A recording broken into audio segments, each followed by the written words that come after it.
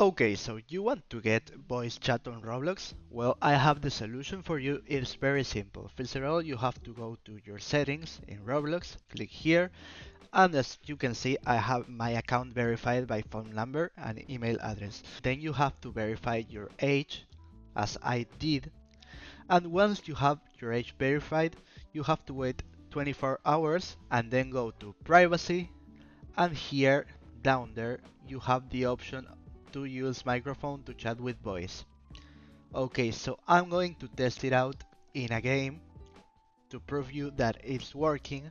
I'm going to go to my cap experience. This is a game very popular about the microphone and talking to people and stuff. It's like beer chat.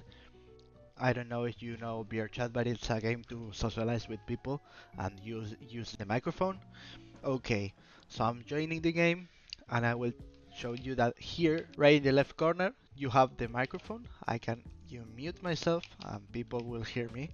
So that's all. If you like this video, subscribe, comment, share and everything.